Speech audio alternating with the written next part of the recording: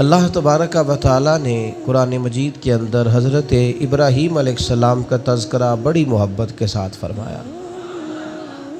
جناب ابراہیم علیہ السلام کی سیرت کو بڑی تفصیل سے قرآن پاک نے بیان فرمایا۔ رب کریم کا پتہ نہیں کتنا کرم ہے اپنے اس خلیل پر کہ جا بجا قرآن مجید کے صفحات آیات یہ بھرے ہوئے ہیں حضرت ابراہیم علیہ السلام کے تذکروں سے۔ پھر ایک اور انفرادی پہلو قرآن مجید میں ہمیں نظر آتا ہے کہ جناب ابراہیم علیہ السلام نے اپنے رب کریم کی بارگاہ میں جو دعائیں مانگی ہیں نا، ان دعاؤں کو اللہ تعالیٰ نے بڑے اہتمام سے قرآن پاک میں بیان فرمایا ہے۔ کبھی کوئی بندہ پیارا آ جائے نا، سمجھانے کے لیے مثال دیتا ہوں، تو انسان تبصرہ کرتا ہے۔ کبھی کوئی پیارا آدمی آتا ہے نا جس سے انسان بڑی محبت کرتا ہے، تو انسان اس کی باتیں بیان کرتا ہے، کہتا ہے وہ آیا تو اس نے یوں کہا، پھر جواب میں نے یوں کہا، اس نے یہ سوال پوچھا تو پھر میں نے اسے یہ جواب دیا، اس نے اس حوالے سے بات کی تو پھر میں نے اسے اس طرح کر کے جواب دیا۔ کیا انداز ہے قرآن مجید کا، بلا مثال و بلا تشبیہ۔ رب فرماتا ہے میرے خلیل نے مجھ سے فلاں دعا مانگی، میرے حضور فلاں بات کے لیے فلاں معاملے میں عرض کیا۔ اس پہلو میں جناب خلیل اللہ علیہ السلام نے میری بارگاہ میں کشکول طلب دراز کیا۔ انداز تو دیکھیے کتنا انوکھا ہے، کتنا نرالا ہے، اور یہ جگہ جگہ پہ قرآن مجید میں حضرت ابراہیم کی دعائیں موجود ہیں۔ پتہ کیا ہے، ہم دعائیں تو مانگتے ہیں پر وہ لذت نہیں لیتے جو ہمیں لینی چاہیے۔ ہم دعا تو مانگتے ہیں پر وہ سرور حاصل نہیں کر پاتے جو ایک بندے کو اپنے رب کی طرف رجوع کرنے میں نصیب ہوتا ہے۔ رسمی سا انداز ہوتا ہے، روٹین کی باتیں ہوتی ہیں، بعض جگہ تو رٹی رٹائی دعائیں ہوتی ہیں۔ حضرت خلیل اللہ علیہ السلام جن کو رب کہتا ہے واتخذ اللہ ابراہیم خلیلا، میں نے انہیں اپنا گہرا دوست بنایا، وہ اپنے رب کے حضور دعائیں مانگتے ہیں۔ یہ دعا اتنی انوکھی، اتنی پیاری، کاش آپ اس پر غور کریں کہ یہ دعا مانگنا رب کو اتنا پسند آیا ہے کہ اللہ نے قرآن مجید میں بیان فرما دیا ہے۔ 2-3 مقام قرآن پاک کی عرض کرتا ہوں۔ پہلے دیکھیے سورہ بقرہ ہے، حضرت ابراہیم علیہ السلام اور جناب اسماعیل علیہ السلام خانہ کعبہ کی تعمیر کر رہے ہیں۔ حضرت اسماعیل اینٹیں اٹھا کے لاتے ہیں اور جناب ابراہیم علیہ السلام دیواروں پہ لگا کے دیواروں کو بلند کرتے ہیں۔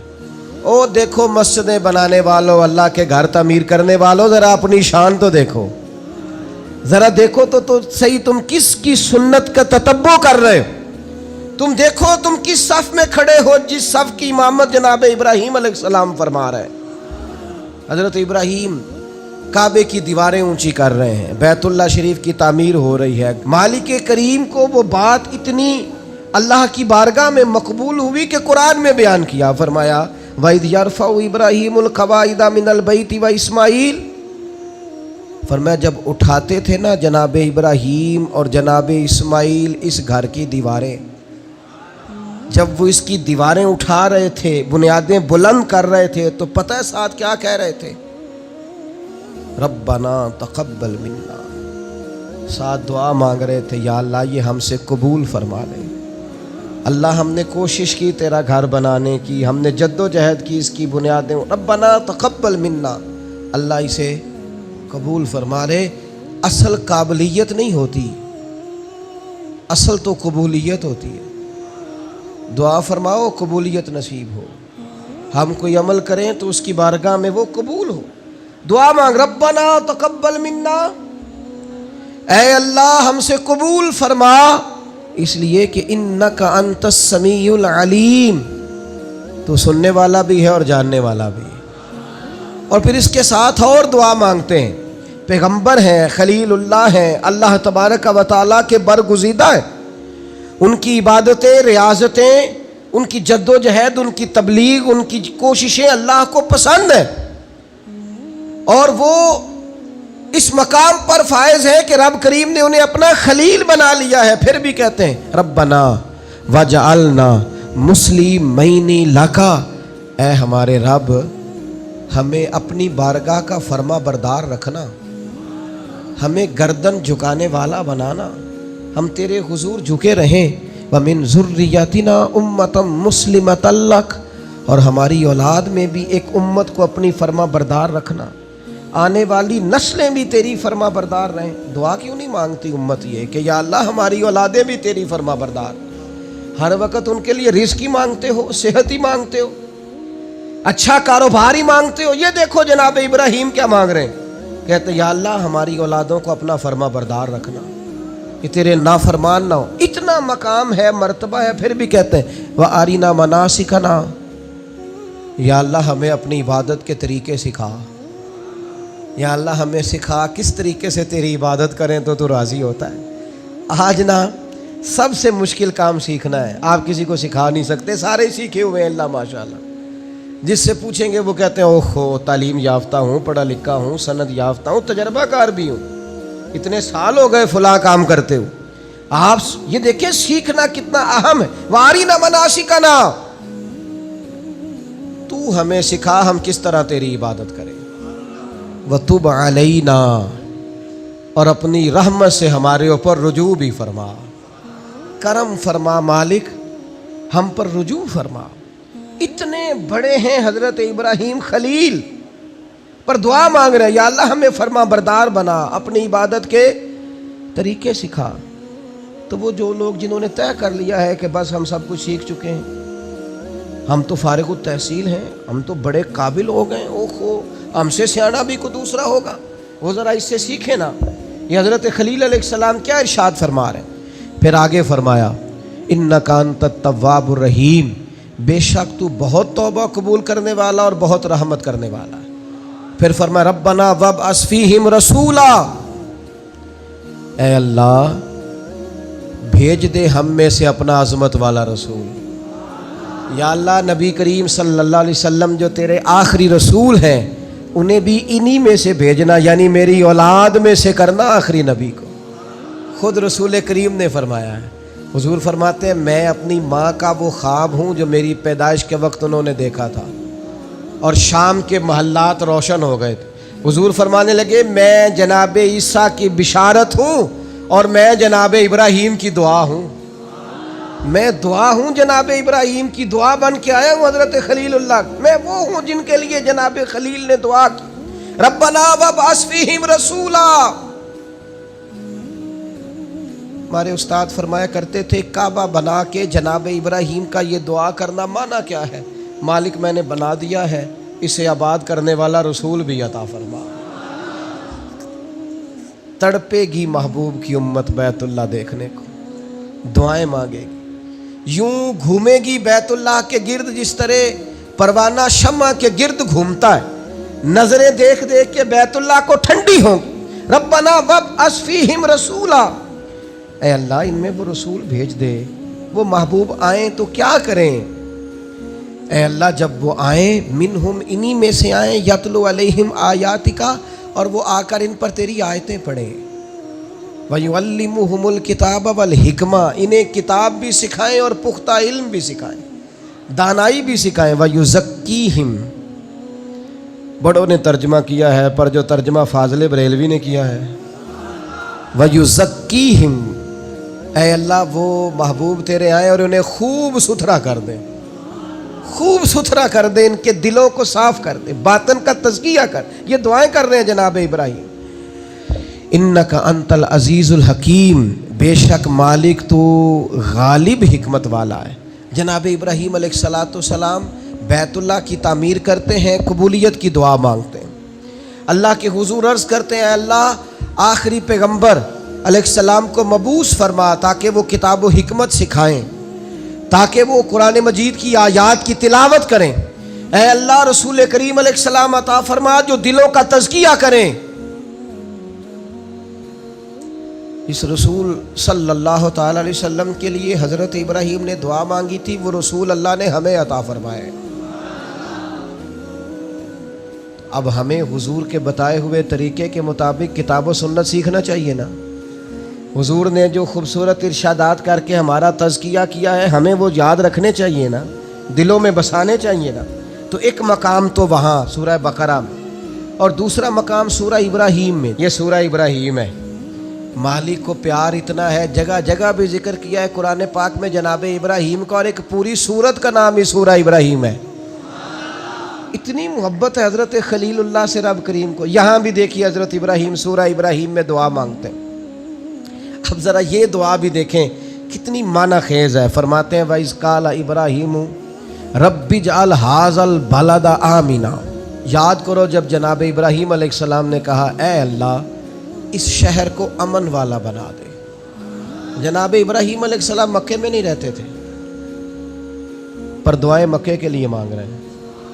اے اللہ اس شہر کو امن والا۔ پوری دنیا کے مسلمانوں کو دعا کرنی چاہیے کہ اللہ مکے مدینے میں ہمیشہ امن ہی رہے، اللہ اسے امن والا بنا دے۔ ایک بات آپ کو عرض کروں، جس ملک میں امن نہیں ہوتا وہاں کچھ بھی نہیں ہوتا۔ جب تک امن نہ ہو نہ تجارتوں کا مزہ ہے نہ عبادتوں کا مزہ ہے۔ کام کاج بھی تبھی ہوتا ہے جب امن ہو، عبادت، ریاضت، تبلیغ، تعلیم تبھی ہوتی ہے جب امن ہو۔ یہ دیکھیے اللہ کے پیغمبر حضرت خلیل علیہ السلام قیام امن کی ضرورت کے بارے میں کس طرح بیان فرماتے ہیں، کہتے ہیں اے اللہ اس شہر کو امن والا بنا دے۔ جب تک امن نہیں ہوگا، جب تک اطمینان نہیں ہوگا، ٹھہراؤ نہیں ہوگا، سکون نہیں ہوگا، زندگی کیسے آگے بڑھے گی؟ اس لیے پوری دنیا کے مسلمانوں کو مل کے کوشش کرنی چاہیے کہ ہر مسلمان ملک کے اندر امن رہے۔ ہمیں کوشش کرنی چاہیے ہمارے شہروں میں، علاقوں میں امن رہے۔ ڈھیر سارے لوگ ہیں جن کو امن پسند نہیں ہوتا، بدامنی پیدا کرتے ہیں۔ آپ اپنے ارد گرد دیکھ لیں، یہ غیبتیں کرنے والے، چغلیاں کرنے والے، ایک دوسرے کے بارے میں سازشیں کرنے والے، شرارتیں کرنے والے، یہ سارے بدامنی پھیلانا چاہتے ہیں۔ اور جناب ابراہیم کیا کہتے ہیں وَإِذْ قَالَ إِبْرَاهِيمُ رَبِّ اجْعَلْ هَٰذَا الْبَلَدَ آمِنًا۔ حضرت ابراہیم علیہ السلام نے عرض کیا اللہ اس شہر کو امن والا بنا دے، وَاجْنُبْنِي وَبَنِيَّ أَن نَّعْبُدَ الْأَصْنَامَ، اللہ مجھے اور میرے بیٹوں کو بتوں کے پوجنے سے بچا لے۔ دنیا میں وہ بندہ بچ گیا جس کا عقیدہ محفوظ ہو گیا۔ سب سے زیادہ قیمتی خزانہ اس بندے کے پاس ہے جس کی اولاد کے عقیدے ٹھیک ہے، جو اسلام پر پختہ ہے۔ آج ملحد آگے ہیں، ملحد بے دین، جو ذہنوں میں سوال چھوڑتے ہیں معاذ اللہ، ہماری نئی نسل کو گمراہ کرنا چاہتے ہیں، دین سے دور کرنا چاہتے ہیں۔ اپنے بچوں کے قریب بیٹھا کرو، ان کی باتیں سنا کرو، ان کی سوچیں دیکھا کرو۔ تھوڑے دن پہلے ایک بچہ مجھے پوسٹ دکھانے لگا، کہنے لگا یہ دیکھیں ایک بندے نے پوسٹ کی ہے، کروڑوں اربوں روپیہ تم جانوروں کو قربان کرنے پہ لگا دیتے ہو، یہ غریبوں کو دے دو، لوگوں کے گھر بن جائیں، بچیوں کی شادیاں ہو جائیں۔ پتہ نہیں لوگوں کو ہر دینی کام پہ غریب کیوں یاد آتے ہیں، یاد آ جاتے ہیں۔ میں نے انہیں کہا میں دیہاتی آدمی ہوں، ہمارے ڈیرے کے ساتھ ایک ڈیرا ہوتا تھا، چاچا جی بشیر صاحب نے نا ہر سال وہ بیل پالتے تھے بیچنے کے لیے، غریب آدمی تھے، اور کہا کرتا تھا اس دفعہ میرے جانور بڑے اچھے ہیں، یہ صحیح بک گئے تو 2 بیٹیوں کی شادی کروں گا۔ پال کر بیچنے والے بھی غریب کم ہیں، جو کاروبار کرتے ہیں، بڑے فارم بناتے ہیں، پال کر بیچنے والے بھی غریب، اور جو کسائی ذبح کرتے ہیں وہ کون ہوتے ہیں؟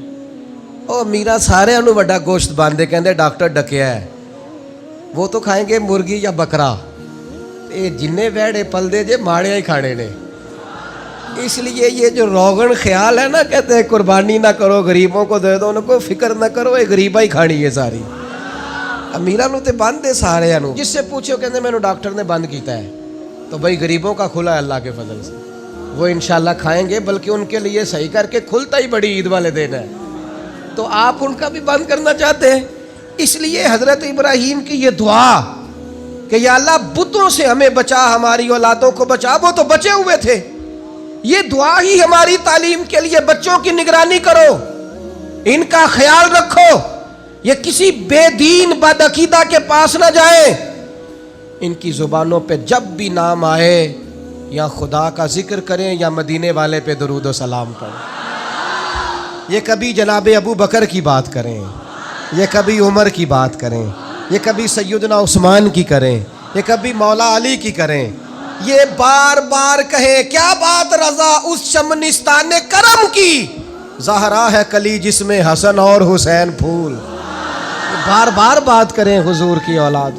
تو عزیز بھائی حضرت ابراہیم نے دعا مانگی, یا اللہ مجھے بھی اور میری اولاد کو بھی بتوں سے بچا, برے لوگوں سے بچا, گندے عقیدے والوں سے بچا. پھر فرمایا ربی انہن اضللن کثیرا من الناس. یہ دیکھو بتوں کی بات ہو رہی ہے, لوگ کہتے ہیں فلاں کے پیچھے بڑے لگ گئے. حضرت ابراہیم تو کہہ رہے ہیں اللہ ان بتوں نے بڑے لوگوں کو گمراہ کر دیا ہے. گمراہی ویسے ہی جلدی دل کے اندر جگہ پکڑتی ہے, شیطانی باتیں ویسے ہی جلدی سمجھ میں آتی ہیں لوگوں. ڈھیر سارے ربی انہن اضللن کثیرا من الناس. اے اللہ ان بتوں نے ایک بہت بڑی جماعت کو گمراہ کر دیا. تو جو بولتے نہیں تھے باطل, جو باطل بولتے نہیں تھے انہوں نے بڑے گمراہ کیے, تو جو بولنے والے ہیں وہ دیکھیں کتنوں کو گمراہ کریں گے. اس لیے حضرت اقبال بولے, کہنے لگے یہ دور بھی اپنے ابراہیم کی تلاش میں ہے, یہ دور اپنے ابراہیم کی تلاش میں ہے. صنم کدا ہے جہاں لا الہ الا اللہ. اور فرماتے ہیں بہار ہو کہ خزاں لا الہ الا اللہ. اگرچہ بت ہیں جماعت کی آستینوں میں, پر مجھے ہے حکم ازا لا الہ الا اللہ. ہم یہ گواہی دیتے رہیں گے اللہ کی توحید. کثیر لوگوں کو انہوں نے گمراہ کر دیا. ایک اور ذرا انوکھا انداز دیکھیے جناب ابراہیم کا. فرماتے ہیں فمن تابعنی فانہ منی. یا اللہ جو میری پیروی کرے وہ تو میرا ہے. تو اے کلیم جو آپ کی پیروی نہ کرے, انداز دیکھیے, فمن تابعنی فانہ منی, جو میری پیروی کرے مالک وہ میرا ہے. ومن عصانی فانک غفور الرحیم. اور اللہ جو میری نافرمانی کرے نا, ابراہیم اس کے ساتھ کیا کریں جو آپ کا نافرمان ہے. فرمایا فانک غفور الرحیم, بے شک تو بڑا بخشنے والا معاف کرنے والا ہے. جو فرما برداری کرے وہ تو میرا ہے, اور مالک جو نافرمانی کرے تو بڑا مہربان ہے, تو معاف کرنے والا ہے. یا ہم کہتے ہیں جو نافرمانی کرے, جو ہمارا نافرمان ہو وہ کسی کام کا نہیں, مارو سزا دو. فرمایا جو میرا نافرمان, مالک تو غفور الرحیم ہے, تو مہربانی کرنے والا ہے. آپ یقین کریں مر جانے کو جی چاہتا ہے. جناب ابراہیم کی دعائیں, فَمَا رَبَّنَا إِنِّي أَسْكَنْتُ مِنْ ذُرِّيَّتِي بِوَادٍ غَيْرِ ذِي زَرْعٍ عِنْدَ بَيْتِكَ الْمُحَرَّمِ. اے اللہ میں نے اپنی کچھ اولاد کو نا ایک ایسی وادی میں ٹھہرایا ہے جہاں کھیتی نہیں ہوتی, جو سرسبز و آباد نہیں, بنجر زمین ہے, وہاں میں نے ٹھہرایا ہے. پر عند بیتک المحرم, ٹھہرایا ہے تیرے حرمت والے گھر کے پاس. حضرت ابراہیم علیہ السلام کو حکم ہو گیا کہ بیٹے کو اور بیوی کو بیت اللہ چھوڑ آؤ. اولاد بزدل کر دیتی ہے بھائی. چند سالوں کے لیے پردیس لوگ جاتے ہیں تو روتے ہوئے جاتے ہیں. غیر معینہ مدت کے لیے جناب ابراہیم اپنے لخت جگر کو, اور بیٹا بھی عام نہیں, حضرت اسماعیل علیہ السلام اتنے سونے تھے کہ ان جیسا خوبصورت کوئی نہیں. جناب حاجرہ کو اور بیٹے کو تھوڑی سی کھجوریں دے کے, مشکیزہ پانی کا دے کے بیت اللہ کے پاس بِوَادٍ غَيْرِ ذِي زَرْعٍ, قرآن کہتا ہے ایسی وادی جہاں کھیتی نہیں ہوتی, بنجر جگہ, چھوڑا جناب ابراہیم نے. پلٹنے لگے تو جناب حاجرہ دامن تھام کے کہنے لگی بیٹے کو چھوڑ کے جا رہے, پتر کو چھوڑ کے جا رہے, مجھے چھوڑ کے جا رہے. حضرت ابراہیم چپ ہیں. میری بہنوں, اپنے شوہروں سے سوال پوچھنے والیوں, نہیں ہوتے کچھ سوالوں کے جواب شوہر کے پاس. اپنے بزرگوں سے سوال پوچھنے والے بیٹوں, نہیں کچھ سوالوں کے جواب ہوتے. روز اپنے بڑوں کو کٹہرے میں کھڑے کرنے والوں, کچھ سوالوں کے جواب نہ پوچھا کرو. کچھ راز ایسے ہوتے ہیں جن کے بارے میں نہ گفتگو کرو. پوچھا خاتون نے کیوں چھوڑ کے جا رہے ہو. جناب ابراہیم چپ ہیں. پھر پوچھا کیوں چھوڑ کے جا رہے, وہ خاموش ہے. کیونکہ بات ہی بڑی انوکھی ہے, بیٹے کو چھوڑ آنا, بیوی کو چھوڑ آنا ایسی جگہ جہاں کھیتی کوئی نہیں, پانی کوئی نہیں. پھر حضرت حاجرہ خود ہی بولی, فرمانے لگی آپ چھوڑ کے جا رہے ہیں, یہ رب کا حکم ہے. تو حضرت خلیل کہنے لگے حاجرہ اللہ کا حکم ہے. تو تسلی حضرت ابراہیم نے دینی تھی نا کہ حاجرہ فکر نہ کرنا, رب کا حکم ہے, تو گھبرانا نہ, یہاں خیر ہوگی. جب حضرت حاجرہ نے سوال کا جواب لیا, اللہ کا حکم ہے کہ اللہ کا حکم ہے, اب حضرت حاجرہ بولتی ہیں اور جناب خلیل سے عرض کرتی ہیں ہماری فکر نہ کرنا، اس لیے کہ جس رب نے کہا ہے نا یہاں چھوڑ جاؤ، وہ بڑا کریم ہے، وہ ہمیں ضائع کبھی نہیں کرے گا۔ وہ کر تو صحیح نا تو یہ بھروسہ اپنے رب، سیکھ جناب اسماعیل کی والدہ جناب ہاجرہ سے، سیکھ جناب ہاجرہ سے اللہ پہ بھروسہ کرنا، اللہ کبھی ہمیں ضائع۔ پانی ختم ہو گیا تھوڑی دیر میں مشکیزے کا، کھجوریں ختم ہو گئیں، بیٹا پیاس سے زمین پر ایڑیاں مارتا، جناب ہاجرہ دوڑ کے ادھر جاتی صفا پہ، پھر دوڑ کے مروہ پہ، پھر صفا پہ، پھر مروہ پہ، 7 چکر لگائے۔ فرشتے نے آ کے اس جگہ پر مارا جہاں جناب اسماعیل کی ایڑیاں لگتی تھی، زمزم جاری ہو گیا، مالک ہو گیا ایک دفعہ جناب ہاجرہ کا جانا آنا۔ تو کریم نے فرمایا میرا کلیم چھوڑ آیا، میری پیاری بندی ہاجرہ اس کے کہنے پہ وہاں رک گئی، دکھوں کے دن تھے، تکلیفوں کے دن تھے، میری رضا پر وہ ٹھہر گئے، صبر کیا۔ اب دیکھو نا قیامت تک میرا انعام دیکھو۔ ہاجرہ تو پانی کے لیے دوڑی تھی نا سلام اللہ علیہا، تو وہ سامنے پانی کا کولر لگا ہے، ٹھنڈا بھی ہے اور سادہ بھی ہے، لیکن مالک فرماتا ہے حاجیو دوڑو، دوڑو مروہ پہ، دوڑو صفا پہ، ان الصفا والمروہ من شعائر اللہ، یہ صفا اور مروہ اللہ کی نشانیاں ہو گئیں۔ تو رب کی رضا پہ صبر کرنا، اور صبر کر کے تجھے تھوڑی سی مشقت کرنی بھی پڑی نا تو مالک کا انعام دیکھ۔ قیامت تک جو عمرہ کرنا جائے گا، حج کرنے جائے گا، پانی سامنے پڑا ہے پر دوڑنا پڑے گا۔ دوڑو میلین اخترین، دوڑو ان کے بیچ۔ کیوں؟ پسند آ گئی ہے نا جناب ہاجرہ کی ادا، پسند بھا گئی ہے جناب ہاجرہ کی ادا، کمال کر دیا جناب ہاجرہ نے۔ یہ عشق و محبت کا سفر ہوتا ہے، سارا حج کا سفر، سارا وارفتگی کا سفر ہے، اللہ والوں کی یادوں کا سفر۔ حضرت ابراہیم جب چھوڑ آئے نا تو اولاد ہوتی ہے نا، چھوڑ آئے بیٹے کو، پر کھیتی کوئی نہیں تھی، بغیر پانی کے بچے کو چھوڑ آئے۔ حج پہ بھی جاتے ہیں لوگ تو پڑوسیوں کو بھی کہتے ہیں ذرا دھیان رکھیا جی، 100 قسم کی باتیں، لوگ بچے ہوتے ہیں نا، اولاد ہوتی، چھوڑ تو گئے، اور پھر حضرت کلیم ایک کونے میں بیٹھ گئے اور کہنے لگے ربنا انی اسکنت من ذریتی بواد غیر ذی زرع عند بیتک المحرم، اے اللہ میں نے اپنی اولاد میں سے کچھ کو نا اس وادی میں ٹھہرایا جہاں کھیتی نہیں ہوتی، سبزہ نہیں ہوتا، پھل نہیں، پر عند بیتک المحرم ٹھہرایا میں نے تیرے گھر کے پاس ہے۔ او بیٹو بیٹیوں دیکھو ماں باپ کا پیار کیسا ہوتا ہے، میں نے ٹھہرایا ہے وہاں۔ مالک ایک دعا ہے تیرے خلیل کی، ربنا لیقیموا الصلاۃ، اے اللہ میں چاہتا ہوں یہ نماز قائم کرے، پہلی بات نماز کی، میں چاہتا ہوں میرے بچے نمازی ہو جائیں، سویرے اٹھیں، تیرے حضور سجدہ ریز ہوں، وضو کریں، عبادتیں کریں، ریاضتیں کریں۔ اگلی بات بڑی انوکھی ہے، فرمایا فَاجْعَلْ أَفْئِدَةً مِّنَ النَّاسِ تَهْوِي إِلَيْهِمْ، اے اللہ لوگوں کے دل ان کی طرف مائل کر دے، دنیا میرے بچوں سے پیار کرے، لوگ اولاد اسماعیل سے پیار کریں، ان کی طرف لوگوں کے دل پھیر دے۔ قیادتوں کا ہر دل عزیز ہونا بڑا ضروری ہوتا ہے، جسموں پہ حکومت کوئی حکومت نہیں ہوتی، انسان کے جسموں پر وجود پر حکومت کرنا کوئی کمال نہیں، اصل کمال ان کا ہوتا ہے جو دلوں پر حکومت کرتے ہیں۔ دل جھکے چلے جاتے ہیں، طبیعتیں بڑی چلی جاتی ہیں، آنکھوں پہ پٹی بھی باندھ دے تو محبوب کے دروازے کی طرف انسان بڑھتا ہی چلا جاتا ہے۔ کہا لوگوں کے دل پھیر دے ان کی طرف، لوگ ان سے پیار کرے۔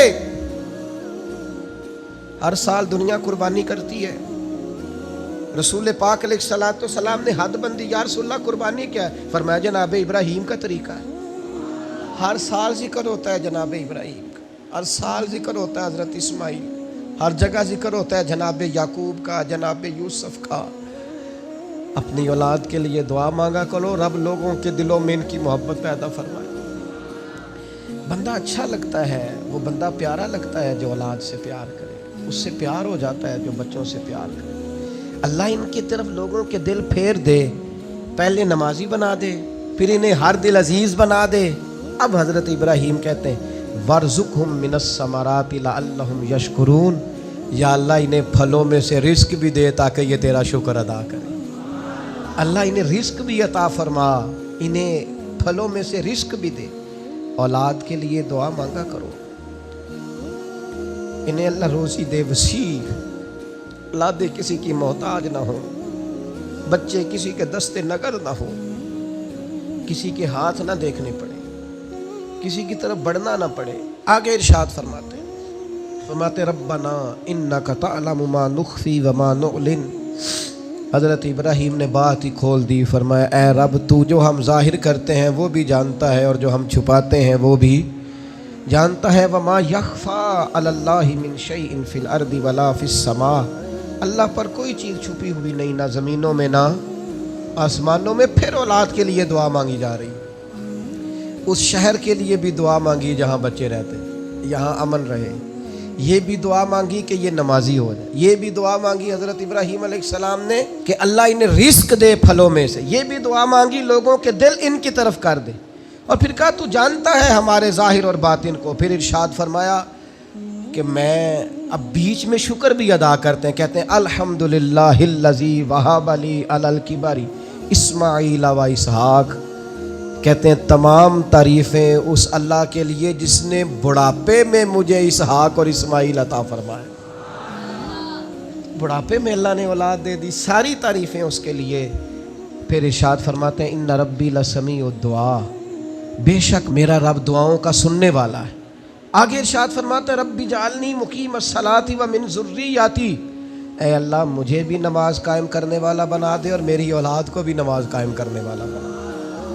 کیا ہی مزہ ہے اگر باپ بیٹا ایک صف میں کھڑے ہو کے نماز پڑھیں، کیا ہی لطف آئے اگر باپ بیٹا کٹھے احرام باندھ کے طواف کریں، کیا مزہ ہی آ جائے اگر کبھی باپ بیٹا بیٹیاں اہل خانہ سارے کٹھے حضور کی بارگاہ میں حاضر ہوں، کیا نرالا انداز۔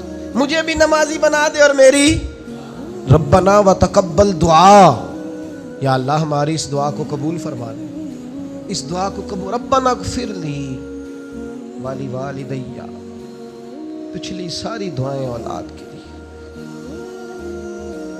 اب کہا ربنا اغفر لی والی والدیہ، اے اللہ مجھے بھی بخش دے اور میرے والدین کو بھی بخش دے، ان کی بخشش کر دے۔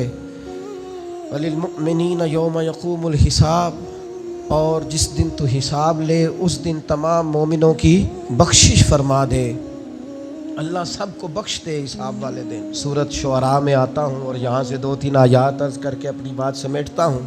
اللہ تعالیٰ نے اس صورت میں جناب ابراہیم کی اور دعاؤں کا ذکر فرمایا حضرت ابراہیم نے دعا مانگی ربی حب لی حکمم والحقنی بالصالحین، اے اللہ مجھے علم و عمل عطا فرما اور مجھے نیک لوگوں سے ملاقات کرا، علم و عمل دے اور جو صالحین ہیں ان سے ملا۔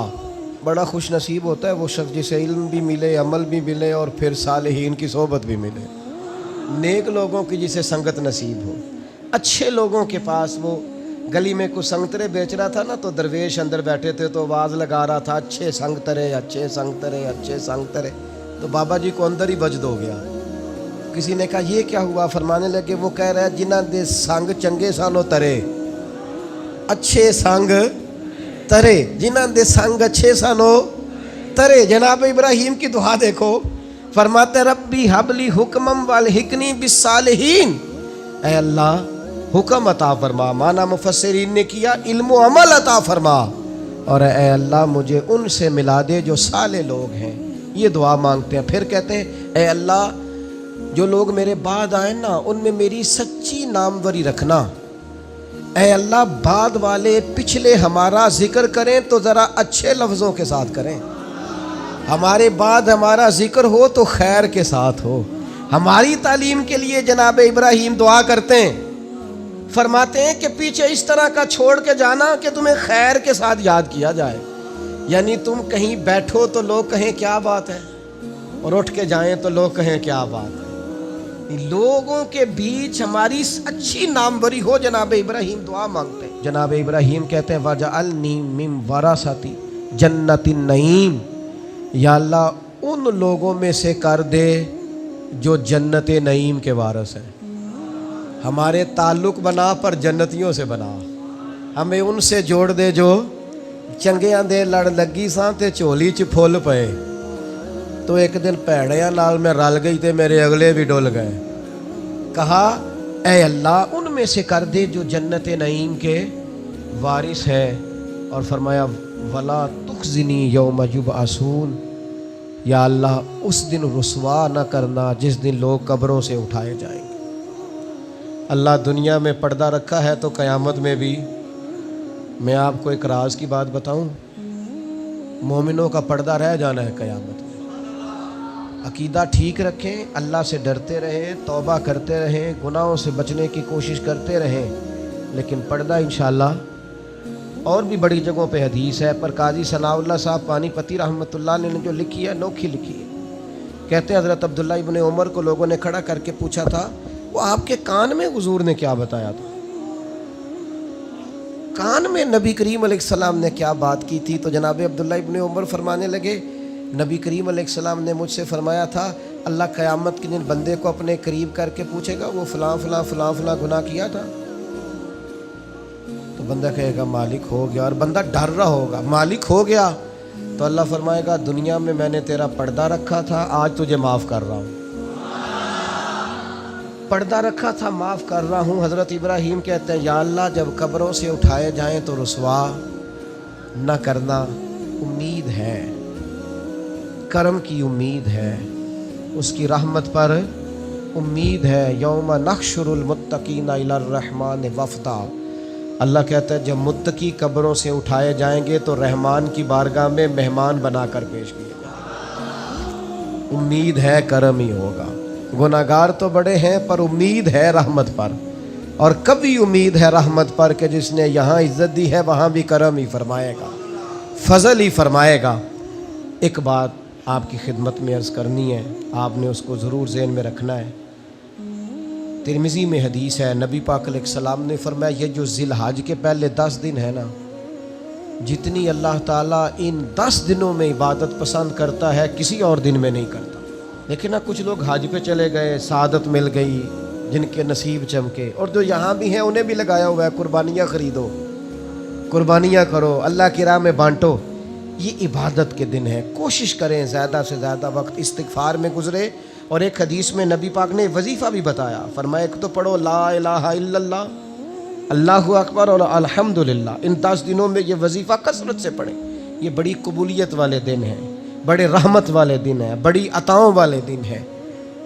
पूछना नहीं किसी बंदे से भी कि कुर्बानी ली है कि नहीं, किसी से नहीं पूछना, किसी से सवाल नहीं करना कि कुर्बानी का इस दफ़ा क्या प्रोग्राम, कतन नहीं। सफ़ेद पोश आदमी के लिए मसला बन जाता है वजाहत देना। जब अल्लाह ताला ने सब पर फ़र्ज़ नहीं की तो हम क्यों तफ्तीश करते फिरें। एक तो सवाल नहीं करना, दूसरा ख़ुद से देख लें किसने ख़रीद लिया है किसने नहीं ख़रीदी। जिन्होंने नहीं ख़रीदी उनकी लिस्टें बनाएं, लाइनें लगा के गोश्त नहीं बांटना, कोशिश करनी है दरवाज़े तक दे के आए। करीम का करम हम तक पहुँचाए तो दरवाज़े तक पहुँचाए। उसने हमें देते वक़्त माज़अल्लाह किसी किस्म की रुसवाई से आश्कार नहीं होने दिया, तो हमने भी बांटते वक़्त किसी को रुसवा नहीं करना, परेशान है, खूबसूरती से बांटना है। कोशिश करनी है जहाँ गुर्बत ज़्यादा है वहाँ ज़रा ज़्यादा चला जाए, लोगों को तकसीम करना है, असबाब बनाने, और किसी के आने पर भी चेहरे पर शिकन नहीं लानी कि तू फिर आ गया, पहले भी तो आया था ना। वो हमें देता है तो रहमत से देता है, तो हमने भी उसकी मखलूक में बांटना है तो ज़रा मुस्कुरा के बांटना है, ज़्यादा उलझाव का शिकार नहीं होना। अल्लाह ताला समझने की तौफीक दे।